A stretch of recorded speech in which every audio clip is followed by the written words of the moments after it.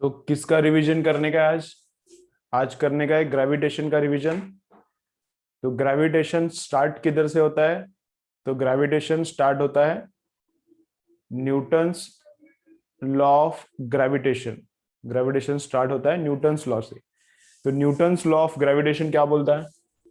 तो Newton's law of gravitation बोलता है अगर दो मासेस है, यहां पे एक मास है, इधर एक मास है, तो इस मास का सेंटर ऑफ मास और इस मास का सेंटर ऑफ मास, इनको कनेक्ट करने वाला जो लाइन है, इनको इनके बीच में डिस्टेंस निकालने का। इस ऑब्जेक्ट का मास, इस ऑब्जेक्ट का मास, इसका सेंटर ऑफ मास से इसके सेंटर ऑफ मास तक का डिस्टेंस लेने का। तो दोनों ऑब्जेक्ट्स में फोर्स कितना रहता है? तो दोनों ऑब्जेक्ट्स में फोर्स रहता है Gm1m2 अपॉन आर स्क्वायर। तो ये दोनों ऑब्जेक्ट्स में क्या फोर्स रहता है? Gm1m2 upon are square. ठीक है, okay. Then gravitational force always क्या रहता है? ग्रेविटेशनल फोर्स ऑलवेज अट्रैक्टिव रहता है, वो कभी रिपल्सिव रहता नहीं। इलेक्ट्रोस्टैटिक का फोर्स है दो चार्जेस के बीच में, तो चार्जेस में फोर्स अट्रैक्टिव भी रहता है, रिपल्सिव भी रहता है। यहाँ पे फोर्स क्या रहता है? ओनली अट्रैक्टिव है। ठीक है। देन देन कैपिटल जी का वैल्यू कितना रहता है? तो कैपिटल जी का वैल्यू रहता है 6.673 इंटू 10⁻⁻11। कैपिटल जी का वैल्यू कितना रहता है? 6.673 इंटू 10⁻⁻11। ठीक है, ओके। तो अगर दो ऑब्जेक्ट्स में अगर फोर्स निकालना है, दो मासेस में फोर्स निकालना है, तो ये फॉर्मूला यूज करने का। देन नेक्स्ट है acceleration due to gravity. Gravitation में नेक्स्ट क्या है? Acceleration due to gravity. तो देखो ये अर्थ है, यहां पे अर्थ है, ठीक है। और on the earth, on the earth किधर भी जाओ, on the surface of the अर्थ किधर भी जाओ, एक्सेलरेशन ड्यू टू ग्रेविटी है। On the surface of the अर्थ किधर भी जाओ, एक्सेलरेशन ड्यू टू ग्रेविटी है। तो यहाँ पे पेन को मैंने छोड़ा तो पेन नीचे एक्सेलरेट कर रहा है, उसका वेलोसिटी कंटिन्यूअसली बढ़ रहा है। यहाँ पे पेन को मैंने छोड़ दिया तो पेन नीचे एक्सेलरेट कर रहा है, पेन का वेलोसिटी कैसा हो रहा है? नीचे कंटिन्यूअसली बढ़ रहा है। तो एक्सेलरेट हो रहा है पेन, तो पेन एक्सेलरेट हो रहा है, तो उसका एक्सेलरेशन किसके वजह से है? तो उसका एक्सेलरेशन है बिकॉज ऑफ ग्रेविटेशनल फोर्स। उसका एक्सेलरेशन है बिकॉज ऑफ ग्रेविटेशनल फोर्स। और वो एक्सेलरेशन कितना है उसको हम लोग बोलते हैं एक्सेलरेशन ड्यू टू ग्रेविटी। उसका एक्सेलरेशन कितना है उसको क्या हम लोग बोलते हैं? Acceleration due to gravity. तो एक्सेलरेशन ड्यू टू ग्रेविटी कितना है? On the surface of the earth, surface पे, सरफेस पे, on the surface of the earth acceleration due to gravity है Gm/r²। ठीक है। तो ये फॉर्मूला कोई भी प्लैनेट के लिए चलता है, लेकिन किधर का एक्सेलरेशन है ये? Acceleration due to gravity on the surface of the planet. तो ये m है, मास ऑफ द प्लैनेट, अभी अर्थ है तो अर्थ का मास। r है रेडियस ऑफ द प्लैनेट, किसी भी प्लैनेट के ऊपर एक्सेलरेशन ड्यू टू ग्रेविटी इतना ही रहता है। तो ये on the surface acceleration due to gravity का फॉर्मूला है। अर्थ के लिए भी चलता है, अदर प्लैनेट्स के लिए भी चलता है, लेकिन ऑन द सरफेस। ठीक है, ओके। लेकिन प्रॉब्लम क्या है? लेकिन प्रॉब्लम क्या है? Acceleration due to gravity on the surface everywhere same नहीं रहता। Acceleration due to gravity on the surface everywhere same नहीं रहता। हाइट जैसा चेंज होता है वैसा भी वो चेंज होता है, और जैसा डेप्थ चेंज होता है वैसा भी वो चेंज होता है। ठीक है, तो एक एक देखेंगे अभी वेरिएशंस देखने का। तो ये है एक्सेलरेशन ड्यू टू ग्रेविटी। अब इसमें वेरिएशंस क्या क्या है वो देखते हैं अभी।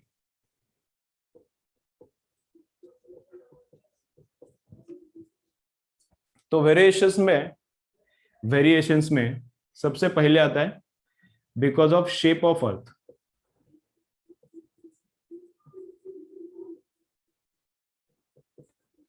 एक्सेलरेशन ड्यू टू ग्रेविटी का वेरिएशन होता है, सबसे पहला वेरिएशन होता है because of shape of the अर्थ।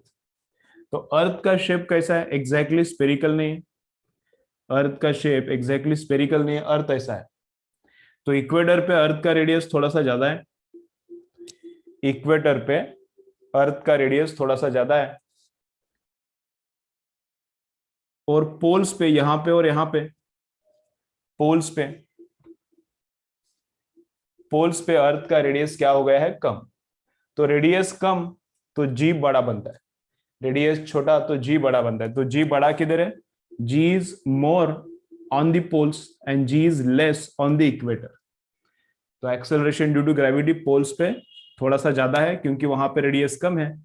और इक्वेटर पे ये रेडियस देखो, यहाँ पे सेंटर है अर्थ का, तो ये रेडियस बढ़ गया। तो इक्वेटर पे एक्सेलरेशन ड्यू टू ग्रेविटी थोड़ा सा कम रहता है। कितना डिफरेंस है इक्वेटर पे और पोल्स पे? एक्सेलरेशन ड्यू टू ग्रेविटी का कितना डिफरेंस है? तो डिफरेंस है 0.018 का मीटर पर सेकेंड स्क्वायर। तो कितने का डिफरेंस है? 0.018 मीटर पर सेकेंड स्क्वायर। यहां पे ज्यादा रहता है।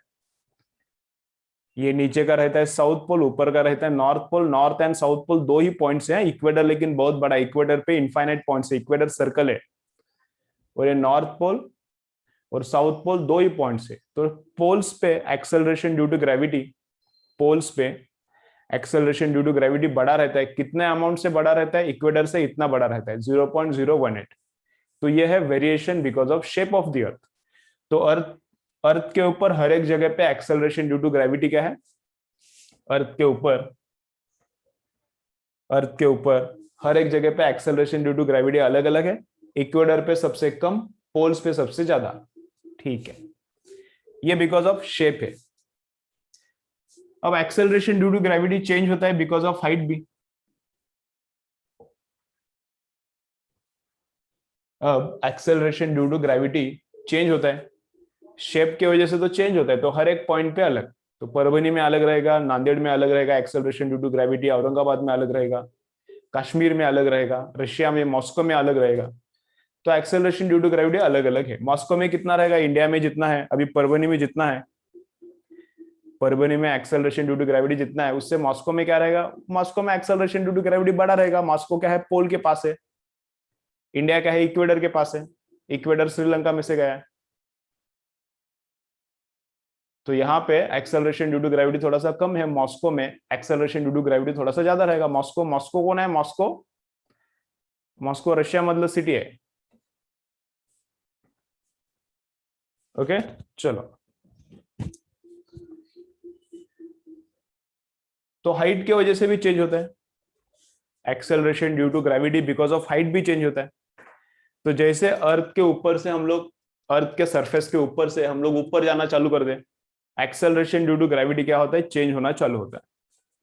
ये अर्थ है, अर्थ के सरफेस में भी वेरिएशन है।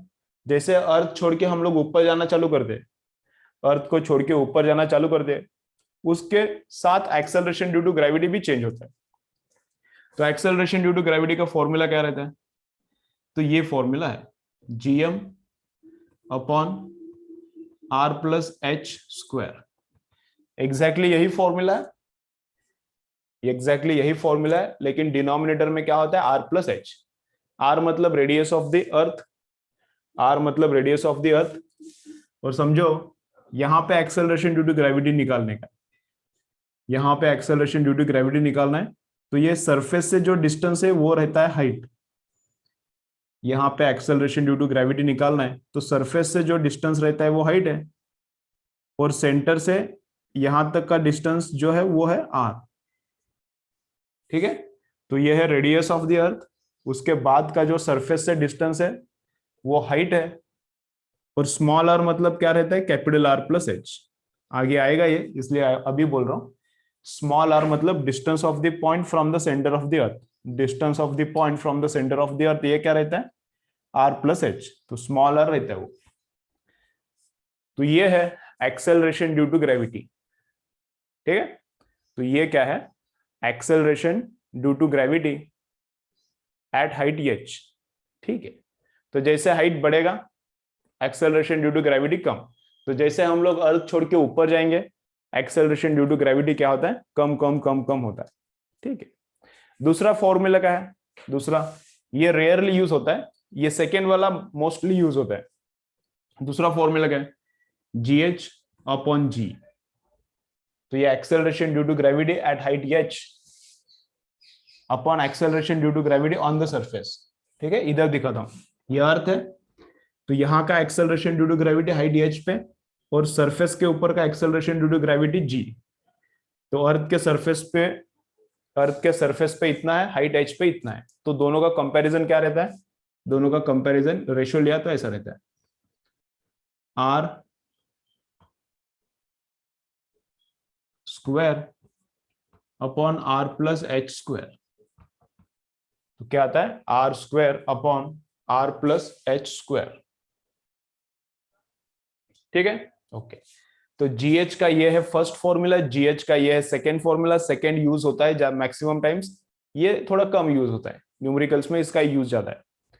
अभी इसको ही अप्रोक्सीमेट करके और एक फॉर्मूला निकालना है, इसको ही अप्रोक्सीमेट करके और एक फॉर्मूला निकाला है। वो कैसा रहता है, वो रहता है ऐसा, g h is equal to, वो रहता है ऐसा, g h is equal to g, g is on the surface, g h is at height h, acceleration due to gravity, into रहता है 1 minus 2h upon are,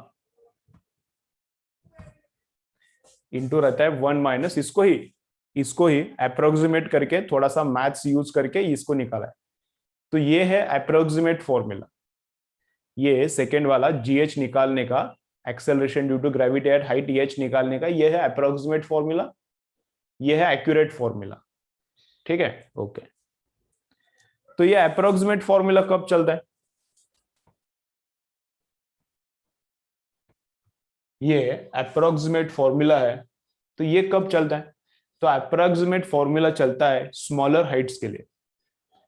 approximate formula चलता है smaller Heights. Smaller Heights मतलब क्या, less than 10% of radius of earth, मतलब 600 से नीचे height अगर है, 600 किलोमीटर, 600 किलोमीटर से अगर कम हाइट है तो ये फॉर्मूला चलता है। अप्रोक्सीमेट है, ये अप्रोक्सीमेट है, इसको ही सॉल्व करके ये आता है। तो अगर हाइट लेस देन 600 किलोमीटर है, अगर हाइट लेस देन 600 किलोमीटर है, तो ये वाला फॉर्मूला यूज करो। ये वाला कब यूज करने का, ऑलवेज, ऑलवेज यूजफुल।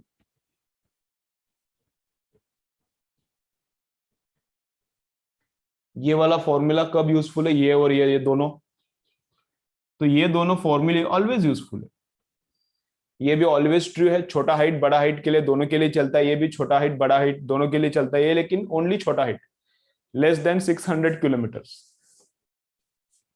ठीक है, ओके। लेकिन ये प्रिफरेबली क्या यूज करने का, इसको बड़ा हाइट के लिए यूज करने का, स्मॉलर हाइट्स के लिए इसको यूज करोगे तो कैलकुलेशन में टाइम लगता है। स्मॉलर हाइट्स को अगर ये वाला अप्लाई करोगे तो कैलकुलेशन में टाइम लगता है, तो स्मॉलर हाइट्स के लिए एक्सक्लूसिवली ये इसको यूज करने का, अगर बड़ा हाइट है तो इसको, लेकिन ये छोटे हाइट को नहीं चलता, क्या चलता है, लेकिन ये बड़े हाइट को नहीं चलता। तो दिस इज अप्रोक्सीमेट फॉर्मूला, अगर हाइट इससे कम है तो यूज करो। ये दोनों क्या है, एक्यूरेट फॉर्मूले है। ठीक है, फिर नेक्स्ट आता है, फिर नेक्स्ट आता है एक्सेलरेशन ड्यू टू ग्रेविटी, फिर नेक्स्ट आता है acceleration due to gravity at depth.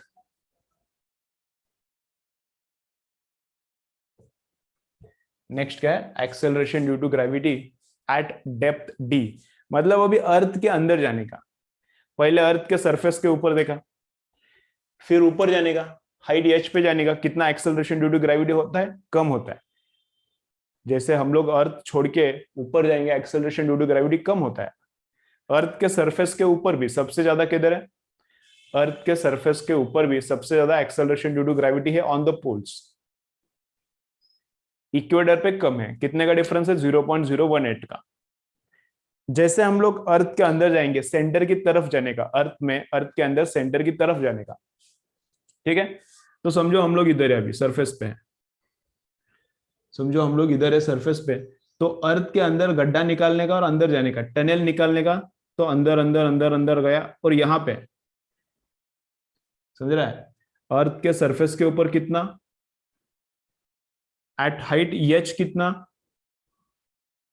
अर्थ के अंदर जाने का कितना डेप्थ जाने का, डी डेप्थ जाने का। अर्थ के अंदर कितना डेप्थ जाने का, तो अर्थ के अंदर डी डेप्थ जाने के बाद कितना होता है वो अभी देख रहे हैं हम लोग। तो उसका फॉर्मूला क्या रहता है, उसका फॉर्मूला क्या रहता है, तो जीडी, उसको बोलते हैं g d, acceleration due to gravity at the depth d. तो वो रहता है acceleration due to gravity on the surface into 1 minus d upon R. ठीक है, ऐसा ही दिखता है ये फॉर्मूला, थोड़ा बहुत ऐसा ही दिखता है। यहाँ पे 2 है, यहाँ पे 2 नहीं है, यहाँ पे 2 है, यहाँ पे क्या है 2 नहीं है, यहाँ पे क्या है 1 है। तो ये acceleration due to gravity at height h है, ये acceleration due to gravity inside the earth at depth d है। तो अर्थ के अंदर जाने के बाद एक्सेलरेशन ड्यू टू ग्रेविटी कितना, तो इतना रहता है। ये फॉर्मूला अप्रोक्सीमेट नहीं है, ये फॉर्मूला ऐसा दिखता है, लेकिन ये वाला अप्रोक्सीमेट नहीं है, दिस इज एक्यूरेट फॉर्मूला। कोई भी डेप्थ के लिए ये चलता है। अब तक जितना भी बोर्ड पे लिखा है एक ही फॉर्मूला अप्रोक्सीमेट है, बोर्ड पे जितना भी मैंने लिखा है उसमें से ये एक ही फॉर्मूला अप्रोक्सीमेट है। क्या कंडीशन उसका, अगर हाइट लेस देन 600 किलोमीटर है तो ये वाला यूज करो, अदरवाइज ये यूज करने का। ठीक है, तो जैसे हम लोग अर्थ के सरफेस को छोड़ के ऊपर जाते हैं, एक्सेलरेशन ड्यू टू ग्रेविटी कम होता है। अर्थ के अंदर भी जाते हैं तो भी एक्सेलरेशन ड्यू टू ग्रेविटी कम होता है। At the centre of the earth acceleration due to gravity कितना रहता है, at the centre of the earth, at the centre of the earth acceleration due to gravity कितना रहता है, तो at the centre of the earth acceleration due to gravity 0 होता है। Okay, at the centre of the earth acceleration due to gravity correct है, कितना होता है, at the centre of the earth acceleration due to gravity 0 होता है। ठीक है, अभी एक ही वेरिएशन बचा, पूरे बोर्ड में मैं वेरिएशन कवर करता हूं फिर आगे जाएंगे। अभी एक ही वेरिएशन बचा है, क्या है, शेप का देखा, हाइट का देखा, डेप्थ का देखा, अभी रोटेशन का। अर्थ अभी रोटेट भी हो रहा है, अर्थ रोटेट भी हो रहा है, north pole and south pole इसके अबाउट अर्थ का रोटेशन चल रहा है। तो रोटेशन के वजह से भी एक्सेलरेशन ड्यू टू ग्रेविटी पे फर्क पड़ता है, तो रोटेशन के वजह से भी एक्सेलरेशन ड्यू टू ग्रेविटी पे फर्क पड़ता है। तो रोटेशन का भी फर्क सबसे पड़ता है ज्यादा इक्वेटर पे ही, because of rotation acceleration due to gravity कम होता है, because of rotational motion acceleration due to gravity कम होता है और सबसे कम होता है इक्वेटर पे। तो रोटेशन का क्या फॉर्मूला है, तो रोटेशन के लिए क्या फॉर्मूला है, तो रोटेशन के लिए ऐसा फॉर्मूला है,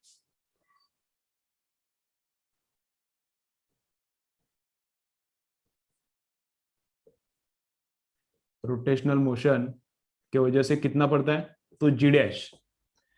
तो एक्सेलरेशन ड्यू टू ग्रेविटी ये फाइनली है ऑन द सरफेस का। ठीक है, अभी सरफेस के ऊपर है तो रोटेशन का क्या फर्क पड़ेगा, सरफेस के अंदर भी फर्क पड़ता है लेकिन उसका सिलेबस में कुछ मेंशन किया नहीं है।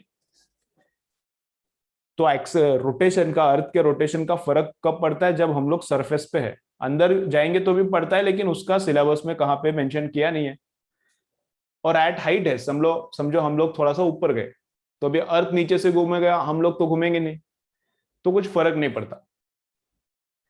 ठीक है, तो ये एक्सेलरेशन ड्यू टू ग्रेविटी किधर का है, ऑन द सरफेस। तो सरफेस के ऊपर का acceleration due to gravity change होता है बिकॉज ऑफ रोटेशनल मोशन। तो कितना होता है, क्या फॉर्मूला, तो original acceleration due to gravity on the surface before rotation minus omega square, angular velocity का स्क्वायर, किसका एंगुलर वेलोसिटी, अर्थ के एंगुलर वेलोसिटी का स्क्वायर, अर्थ का खुद के अबाउट रोटेट होने का एंगुलर वेलोसिटी, या सन के अबाउट रोटेट होने का एंगुलर वेलोसिटी नहीं, अर्थ खुद के अबाउट एंगुलर घूमता है ना, उसका एंगुलर वेलोसिटी। तो अर्थ के एंगुलर वेलोसिटी का स्क्वायर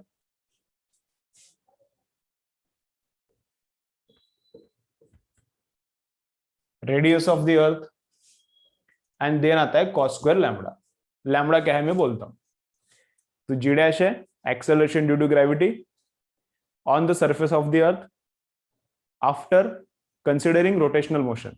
तो रोटेशनल मोशन की वजह से इतना क्या होता है, एक्सेलरेशन ड्यू टू ग्रेविटी कम होता है, बिकॉज ऑफ रोटेशनल मोशन क्या होता है, इतना एक्सेलरेशन ड्यू टू ग्रेविटी क्या होता है, कम होता है। ये पुराना था, पुराना मतलब ये क्या है, ये वाला ओरिजिनल।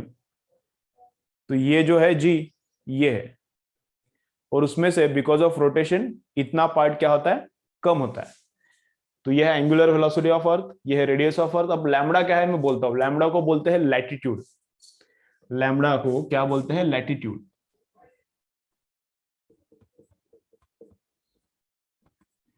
लैम्बडा को क्या बोलते हैं, लैम्बडा को बोलते हैं लैटिट्यूड। ठीक है, तो लैटिट्यूड कैसा रहता है, लैटिट्यूड बोलता हूं मैं, इधर एक्सप्लेन करता हूं। समझो ये अर्थ है, ये अर्थ है, और मैं इधर खड़ा हूं। ठीक है, अर्थ है और मैं यहां पे खड़ा हूं, और यहां का acceleration due to gravity g dash निकालने का है। यहां पे खड़ा हूं और यहां का acceleration due to gravity g dash निकालने का है। और यह है इक्वेटर, यह है इक्वेटर। तो यहां से एक लाइन निकालने का, और इक्वेटर के साथ उसने कितना एंगल किया है वो रहता है लैम्बडा। ठीक है, सिंपल सिंपल टर्म्स में बताता हूं, उसका डेफिनेशन थोड़ा सा अलग है लेकिन ऐसा। तो इक्वेटर के प्लेन के साथ इस लाइन ने जो एंगल किया है वो है लैम्बडा। यहां पे मुझे जी निकालना है, तो उस पॉइंट को सेंटर से कनेक्ट करने का, तो ये आ गया। और यहाँ पे इक्वेटोरियल प्लेन है, तो इक्वेटोरियल प्लेन के साथ इसने जो एंगल किया है वो रहता है लैम्बडा, लैटिट्यूड। ठीक है, चलो। तो acceleration due to gravity, force between two masses, and acceleration due to gravity का वेरिएशन, सब अभी क्लियर है इस बोर्ड के ऊपर। तो इसका स्क्रीनशॉट ले लो, नंबर 1 काम। नंबर 2 काम, इसको एकदम मस्त रीड करो, एक एक फॉर्मूला रीड करो पूरा। अभी जो मैंने बताया याद आता है क्या, देखो एक बार मैं इसको रिवाइज करता हूं, फिर आगे का पॉइंट देखेंगे। ठीक है, चलो स्क्रीनशॉट एंड देन एक एक रीड करो, एकदम शांत रीड करा, एकदम शांत रीड करून घ्या प्रत्येक फॉर्म्युला, समजून घ्या, मग पुढचा पार्ट चालू करूया। चलो,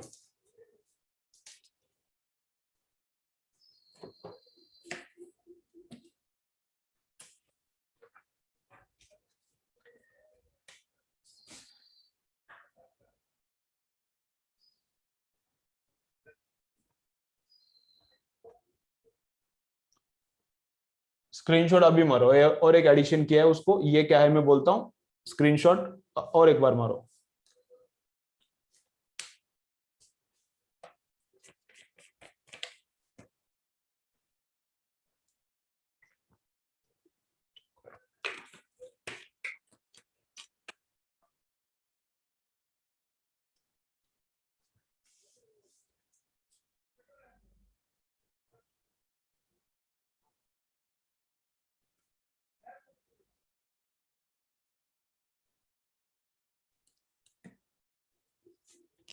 आता ठीक है,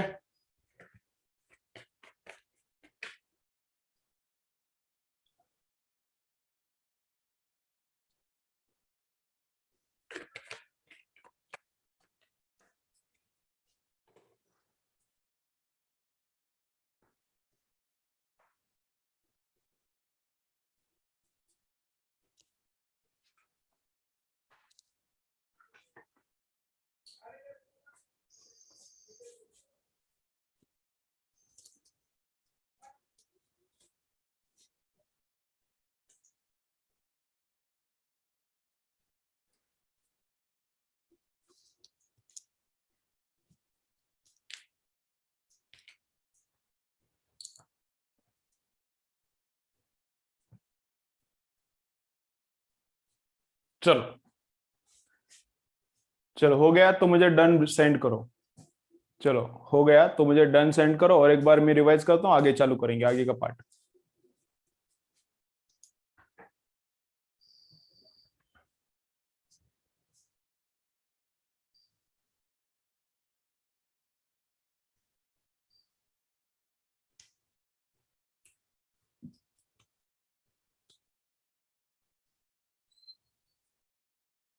चलो हो गया, ठीक है।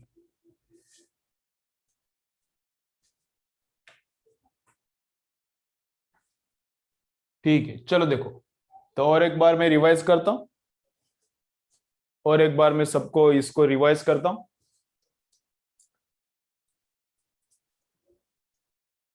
और फिर नेक्स्ट पार्ट चालू करेंगे। तो सबसे पहले देखा फोर्स बिटवीन टू मासेस, एकदम सिंपल फॉर्मूला है, ऑलरेडी 10th में भी हुआ था ये। जी का वैल्यू कितना है, इतना है। देन स्टार्ट किया acceleration due to gravity on the surface. चलो पूरा इधर अभी concentration. On the surface acceleration due to gravity कितना रहता है? On the surface acceleration due to gravity रहता है इतना। ठीक है, तो कोई भी प्लेनेट के लिए ये फॉर्मूला चलता है क्या? चलता है, कोई भी प्लेनेट के लिए चलता है। प्लेनेट का मास पुट करो, प्लेनेट का रेडियस पुट करो, प्लेनेट के सरफेस के ऊपर एक्सेलरेशन ड्यू टू ग्रेविटी मिलता है। अर्थ का पुट करोगे तो अर्थ का मिलेगा, दूसरे प्लेनेट का वैल्यूज पुट करोगे तो दूसरे प्लेनेट का मिलेगा। ठीक है, ओके। तो ये है रेडियस ऑफ अर्थ। अगर यहाँ पे हम लोग थिंक कर रहे हैं इस पॉइंट के अबाउट, तो ये रहता है हाइट, सरफेस से रहता है हाइट। और अगर टोटल डिस्टेंस सेंटर से ले ले तो उसको हम लोग बोलते हैं स्मॉल आर। तो स्मॉल आर क्या रहता है? आर प्लस एच रहता है। अभी यहाँ पे यूज नहीं किया, आगे यूज करेंगे इसको। तो variation of acceleration due to gravity, तो सरफेस पे भी एक्सेलरेशन ड्यू टू ग्रेविटी अलग अलग है। सबसे ज्यादा एक्सेलरेशन ड्यू टू ग्रेविटी है ऑन द पोल्स। तो on the poles acceleration due to gravity कितना फर्क है पोल्स पे और इक्वेटर पे? तो फर्क है 0.052 का। कितने का फर्क है? 0.052 का। बिकॉज ऑफ शेप इतना फर्क है, पहले ही बताया मैंने। इक्वेटर पे एक्सेलरेशन ड्यू टू ग्रेविटी कम है और पोल्स पे एक्सेलरेशन ड्यू टू ग्रेविटी बड़ा है। कितने का फर्क है? इतना फर्क है। बिकॉज ऑफ शेप इतना फर्क है, यहां पे रेडियस कम तो एक्सेलरेशन ड्यू टू ग्रेविटी बड़ा है। दूसरा फर्क है बिकॉज ऑफ रोटेशनल मोशन। तो रोटेशनल मोशन का कितना फर्क पड़ता है? ये ओमेगा आर स्क्वायर, मतलब इक्वेटर पे लैम्बडा होता है 0। इक्वेटर के लिए लैम्बडा कितना रहता है? 0। और पोल्स के लिए लैम्बडा क्या रहता है? देखो ये पॉइंट इक्वेटर पे आ गया तो लैम्बडा 0 बनता है, और ये पॉइंट पोल पे गया तो लैम्बडा कितना बनता है? 90। तो इक्वेटर पे कितना फर्क पड़ता है? बिकॉज ऑफ रोटेशन इक्वेटर पे इतना जी कम रहता है 0.034 से। तो बिकॉज ऑफ रोटेशन इतना फर्क पड़ता है, बिकॉज ऑफ शेप इतना। तो यहां पे पोल पे एक्सेलरेशन ड्यू टू ग्रेविटी इतने वैल्यू से बड़ा रहता है।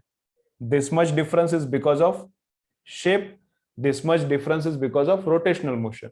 ये जो ओमेगा स्क्वायर आर है अर्थ का ओमेगा एंड अर्थ का आर, इसका जो मल्टीप्लीकेशन है ये फॉर्मूला, ये वैल्यू है उसका, याद रखो।